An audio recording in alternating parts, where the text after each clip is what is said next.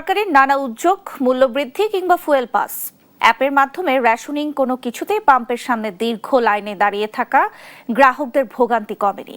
ঘন্টার পর ঘন্টা লাইনে দাঁড়িয়ে তেল নিতে হচ্ছে তাদের। পাম্প কর্তৃপক্ষ বলছে সরকারি সরবরাহ বাড়লেও প্রয়োজনের তুলনায় তা এখনো অপ্রতুল।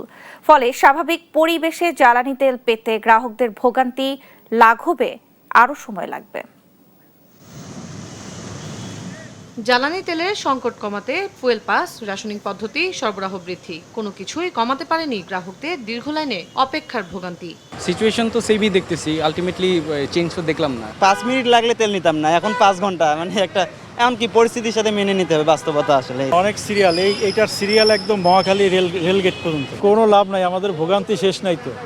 এমন অভিযোগ বেশিরভাগ পাম্পে জ্বালানি তেল নিতে আসা গ্রাহকদের। তবে গেল 10 দিনের তুলনায় পাম্প ভেদে এই ভোগান্তি কিছুটা কমেছে।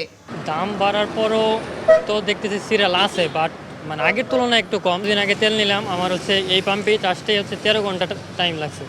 আজকে 2 থেকে আড়াই ঘন্টার মধ্যে আমি এখানে তেল নিতে পারতেছি। এখন যারা লাইনে আছে এদেরই তেলের দরকার, আর এতদিন যেগুলো দেখছেন এগুলা সব মজুতকারী ছিল। পাম্প কর্তৃপক্ষ বলছে সরবরাহ বাড়লেও তা গ্রাহক চাহিদার তুলনায় কম। সরকারের সার্বিক পদক্ষেপে পাম্পে স্বাভাবিক পরিবেশ ফিরে আসতে আরও সময় লাগবে। আমার কাছে কাস্টমার যতটুকু চাইবে ততটুকু তেল নিশ্চিত করতে পারি। এইটা যদি সম্ভব হয় উইদিন 1 সপ্তাহের মধ্যে আমরা আশা করছি এই সংকট কেটে যাবে।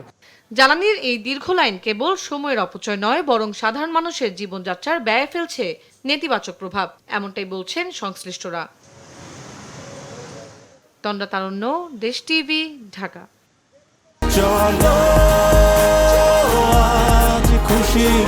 40 বছর ধরে অসংখ্য খুশির মিছিলে ছিল আইডিএলসি, থাকবে আগামীতেও।